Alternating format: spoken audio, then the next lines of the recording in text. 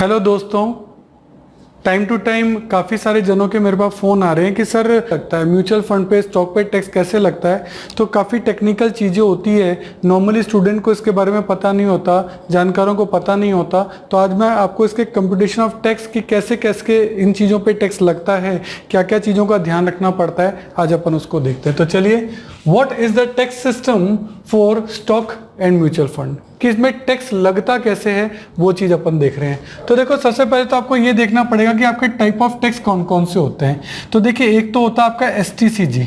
STCG का मतलब होता है शॉर्ट टर्म कैपिटल गेन, और एक होता है आपका लॉन्ग टर्म कैपिटल गेन, जिसे अपन शॉर्ट में बोलते हैं LTCG।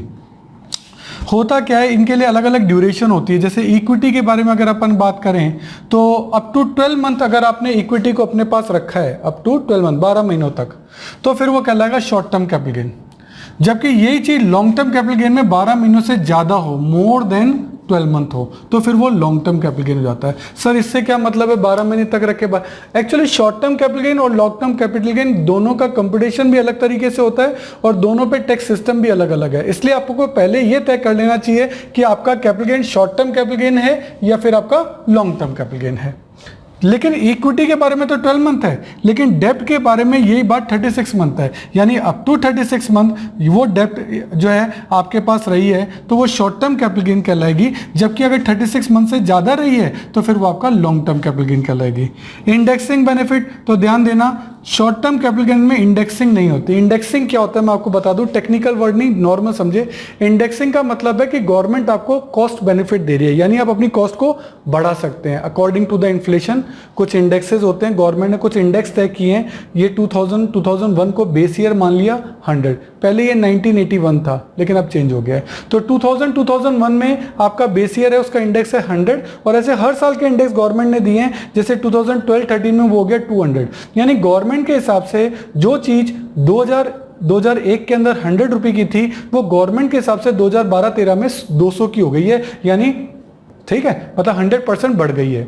और वही चीज 2018-19 में 280 की हो चुकी है, यानी यहां से यहां 40% बढ़ चुकी है। ऐसे हर साल के इंडेक्स हैं, गवर्नमेंट ने इन्फ्लेशन के हिसाब से इन इंडेक्स को तय कर रखा है। ये बात इनकम टैक्स एक्ट में दे रखी है। इंडेक्सिंग जो है उसके हिसाब से आपको ये जो इंडेक्सिंग है वो देखनी पड़ती है कि शॉर्ट टर्म कैपिटल गेन में आपको इंडेक्सिंग का बेनिफिट नहीं मिलेगा, जबकि लॉन्ग टर्म कैपिटल गेन में आपको इंडेक्सिंग का बेनिफिट मिलेगा। यानी आप अपनी कॉस्ट इंक्रीज कर सकते हैं। देखो, कॉस्ट इंक्रीज करने से क्या होगा, कॉस्ट इंक्रीज करने से आपकी कॉस्ट बढ़ जाएगी, और जब कॉस्ट बढ़ जाएगी तो प्रॉफिट कम हो जाएगा, और जब प्रॉफिट कम हो जाएगा तो टैक्स भी कम लगेगा। तो ये आपके जो प्रॉफिट, टैक्सेबल प्रॉफिट है, उसको कम कर देता है, इससे आपके टैक्स कम लगते हैं। तो इंडेक्सिंग का benefit short term capital gain में नहीं मिलता है, लेकिन लॉन्ग टर्म कैपिटल गेन में इंडेक्सिंग का बेनिफिट मिलता है।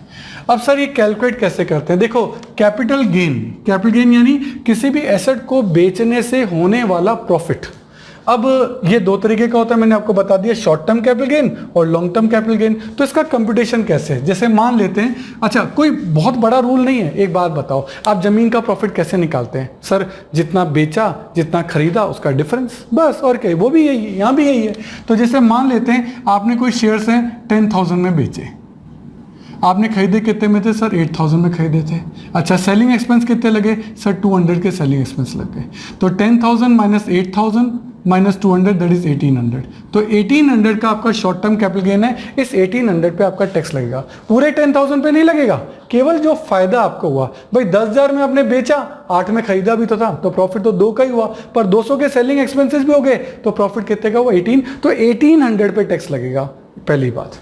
सर अगर यही चीज लॉन्ग टर्म कैपिटल गेन में होती तो इंडेक्सिंग होती, तब क्या होता? देखिए, इंडेक्सिंग के लिए मैंने लिखा हुआ है कि इससे कॉस्ट बढ़ती है, कॉस्ट बढ़ने से आपका प्रॉफिट कम हो जाता है, और प्रॉफिट कम होने पे टैक्स भी कम लगता है। तो इसी तरीके, इसलिए इंडेक्सिंग करना आपके लिए बेनिफिट है, फायदा है, क्योंकि इससे आपकी टैक्सेबल इनकम क्या हो जाती है? कम हो जाती है। तो जैसे मान लेते हैं कि आपने कोई चीज खरीदी थी, या फिर मैं ये कह सकता हूं कि 2012-13 में आपने कोई चीज खरीदी थी और वो खरीदी थी 10,000 की, उस वक्त इंडेक्स था 200, और इस साल 2018-19 में आके आपने उसको बेचा 280 में, तो अब उसकी कंप्यूटेशन करनी पड़ेगी कि जो चीज़ 10,000 में आपने खरीदी थी, मैं इसको हटा देता हूँ, इसको ले रहा हूँ। तो 10,000 की जो चीज़ आपने 2012-13 में खरीदी थी वो 18-19 में आके कितने की होगी, तो उसका कंपटीशन आपको करना पड़ेगा कि सर 10,000 की जो चीज़ थी वो तो 200 के इंडेक्स पे थी, तो बताओ 280 के इंडेक्स पे कितनी होगी, तो ये आपकी आ गई 14,000। और आपने इसको बेचा कितने में, 20,000 में। खर्चे मान लेते हैं नहीं है, तो 20 में से 14 गया, कितना आ गया, 6। आप ऐसे इसमें कैलकुलेट नहीं कर सकते कि सर 20 में तो हमने बेची है और खरीदी 10 में थी तो 10,000 का गेन, नहीं।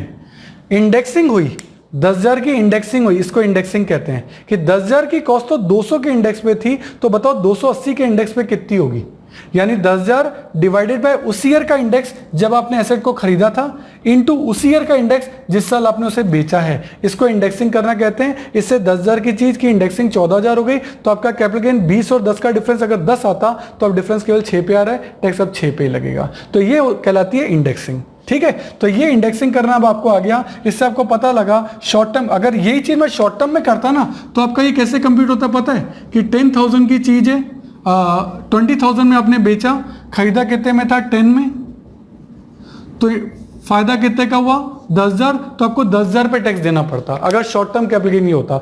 पर क्योंकि ये लॉन्ग टर्म कैपिटल गेन है, इसमें इंडेक्सिंग का बेनिफिट आपको मिलेगा। अब आपकी टैक्सेबल इनकम कितनी आ गई, 6। तो आपको देखो फायदा हो गया ना, कहाँ तो आपको 10,000 पे टैक्स देना था, अब आपको सिर्फ 6,000 पे टैक्स देना है। फायदा आपको उतना ही हुआ है, लेकिन यहाँ इंडेक्सिंग का बेनिफिट गवर्नमेंट आपको देती है, वहां आपको एसटीसीजे में इंडेक्सिंग का बेनिफिट नहीं मिलता। तो ये एक बहुत बड़ी चीज है जो कि लोगों को समझनी चाहिए कि कंपटीशन ऑफ टैक्स के लिए इनकम टैक्सेबल निकलती कैसे, ये एक बहुत बड़ी बात है। ठीक है, ये आपका हो गया। अच्छा सर, क्या केवल गवर्नमेंट प्रॉफिट्स को ही देखती है, लॉस को नहीं देखती? नहीं, गवर्नमेंट लॉस को भी देखती है। आपको कहती है ठीक है, आपके जो लॉस हुए उनको प्रॉफिट के साथ एडजस्ट कर दो, सेट ऑफ कर दो, फिर आपका जो नेट बचे उसी पे टैक्स लगेगा। तो देखो, लॉस अगर होता है तो शॉर्ट टर्म कैपिटल लॉस भी हो सकता है और लॉन्ग टर्म कैपिटल लॉस भी हो सकता है। वो तो जैसे प्रॉफिट हो सकता है वैसे लॉस भी हो सकता है। तो शॉर्ट टर्म कैपिटल लॉस केवल जो है वो शॉर्ट टर्म कैपिटल गेन और लॉन्ग टर्म कैपिटल गेन किसी में से भी जाके सेट ऑफ हो सकता है। शॉर्ट टर्म कैपिटल गेन अगर माइनस हुआ है तो किसी में से भी आप सेट ऑफ कर सकते हो, लेकिन लॉन्ग टर्म कैपिटल लॉस केवल लॉन्ग टर्म कैपिटल गेन में से ही सेट ऑफ हो सकता है। सेट ऑफ का मतलब क्या कि मान लेते हैं एक ट्रांजैक्शन 1 से आपको फायदा हुआ था 10,000 का, ट्रांजैक्शन 2 से आपको लॉस हुआ 6,000 का, तो अल्टीमेटली आपका प्रॉफिट कितना बचा, 4,000। तो इस तरीके से एक प्रॉफिट में से एक लॉस को लेस होना ही कहलाता है सेट ऑफ। तो short term capital loss, short term capital gain या लॉन्ग टर्म कैपिटल गेन किसी में से भी सेट ऑफ हो सकता है, लेकिन long term capital loss government ने सिर्फ एलटीसीजी यानी लॉन्ग टर्म कैपिटल गेन में से ही सेट ऑफ किया जा सकता है, वो शॉर्ट टर्म में नहीं जा सकता। ये बात अपन को ध्यान रखनी है। अच्छा, इसके अलावा सर इक्विटी पे टैक्स कैसे लगता है? देखो, दो टाइप का है, मैंने बताया, शॉर्ट टर्म कैपिटल गेन और लॉन्ग टर्म कैपिटल गेन। देखो, शॉर्ट टर्म कैपिटल गेन जो है उस पर गवर्नमेंट अलग से टैक्स लगाती है। क्या कि भाई साहब, अंडर सेक्शन 111A 15% टैक्स आपका लगेगा अलग से। स्लैब जो नॉर्मल टैक्स के स्लैब होते हैं आपकी टैक्सेबल इनकम के, कि पहले 250 पे इतना, नेक्स्ट 250 पे इतना, नेक्स्ट 5 लाख पे इतना, वो स्लैब इसमें नहीं है। ये डायरेक्ट लगता है आपकी, अगर 10,000 रुपये की इनकम हुई हो चाहे 10 लाख की इनकम हुई हो, इस पर 15% टैक्स लगना है। अगर लॉन्ग टर्म कैपिटल गेन हुआ है तो फिर पहले 1 लाख पे गवर्नमेंट कोई टैक्स नहीं लेती, पहले 1 लाख पे कोई टैक्स नहीं है।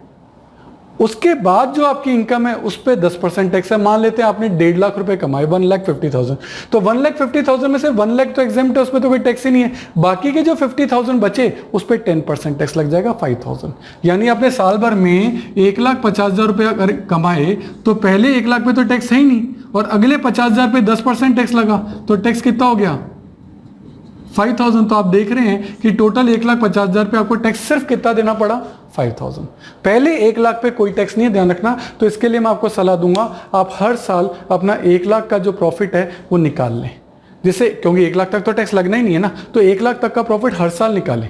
इससे आपको हर साल 1 लाख का तो टैक्स फ्री एग्जम्पशन का फायदा मिलता ही रहेगा। ये तो इक्विटी के लिए। सर डेब्ट के लिए क्या है? तो देखो, डेब्ट में लॉन्ग टर्म कैपिटल गेन है तो टैक्स की रेट है 20%, प्योरली 20%। जितना आपके मान लो 1,50,000 की इनकम है तो उसका 20% 30,000 का टैक्स लग जाएगा। और एसटीसीजी है, शॉर्ट टर्म कैपिटल गेन है, तो फिर उस पर स्लैब रेट है आपकी, जो स्लैब रेट बनी वो 250 पे इतना, नेक्स्ट 250 पे इतना, वो स्लैब रेट यहाँ लगती है। कैपिटल गेन की कंडीशन में म्यूचुअल फंड में अगर आपको कोई भी कैपिटल गेन हुआ है, इस पर टैक्स पे करने की जिम्मेदारी आपकी है। जो भी स्लैब रेट लगेगा वो इसके अंदर आपका लग जाएगा। और जो डिविडेंड होता है उसमें डीडीटी, इसको लगता है एक tax DDT, dividend distribution tax. और ये जो एसेट मैनेजमेंट कंपनी होती है, जो म्यूचुअल फंड कंपनी होती है, वो ही उसको पेड करती है, ठीक है। लाइक टीडीएस, वो क्या करती है, आपने जो भी इनकम कमाई उस पर अपना डीडीटी जो भी लगाना है वो लगाया, गवर्नमेंट को दे दिया और रिमेनिंग इनकम आपको दे दी। तो अब आपकी टैक्स देने की जिम्मेदारी नहीं है, क्योंकि एसेट मैनेजमेंट कंपनी गवर्नमेंट को वो टैक्स पहले ही दे चुकी है। आपके पास तो वो इनकम जो है वो टैक्स कटने के बाद आई है, like TDS, tax deduction at source. Sir वो कौन कौन से टैक्सेस देती है? तो देखो, जो इक्विटी ओरिएंटेड फंड होते हैं उस पर 10% का आपका टैक्स होता है, 12% का आपका सरचार्ज लग जाता है, 4% का सेस लग जाता है, कुल मिला के 10 प्लस उसका 12% प्लस उसका 4%, कुल मिला के हो जाता है 11.64% का टैक्स। और अगर ये नॉन इक्विटी है यानी डेब्ट फंड है एक तरीके से, तो फिर 25% तो टैक्सेबल इनकम पे टैक्स प्लस 12% उसका प्लस 4%, कुल मिला के 29.12% का टैक्स आपका लगता है। सही है? तो ये सब चीजें मैंने आपको टैक्स के लिए बताई है। इसके अलावा एक एसटीटी और होता है, सिक्योरिटी ट्रांजैक्शन टैक्स। जब भी आप अपना जो म्यूचुअल फंड है या स्टॉक है बेचेंगे तो वो कहलाएगा रिडम्पशन। रिडम्पशन पे आपको 0.001% टैक्स जो है वो देना है, और ये डायरेक्टली डिडक्टेड बाय एएमसी, यानी ये भी एसेट मैनेजमेंट कंपनी जो म्यूचुअल फंड कंपनी होती है वो डायरेक्ट ही काट लेती है और गवर्नमेंट को दे देती है, ये आपको अलग से देने की जरूरत नहीं है। तो ये सारे कंप्यूटेशन ऑफ टैक्स होते हैं, डिफरेंट टाइप के टैक्सेस हैं, कैपिटल गेन कैसे कैलकुलेट किया जाता है, ये सब चीजें जानकारी दी है, क्योंकि नॉर्मली टेक्निकल टर्म्स होती हैं, एक नॉर्मल पर्सन को ये सब चीजें पता नहीं होती हैं। या तो कॉमर्स में इनकम टैक्स उसने बहुत अच्छे से पढ़ा हो, या फिर वो सीए हो या सीएस हो, तो उनको ये जानकारी होती है। बाकी नॉर्मल पर्सन को ये सब जानकारियां नहीं होती हैं, और टाइम टू टाइम इन टैक्स रेट में चेंजेस भी आते रहते हैं, पर ओवरऑल जो कॉन्सेप्ट रहता है ना वो ये रहता है। Okay, thank you.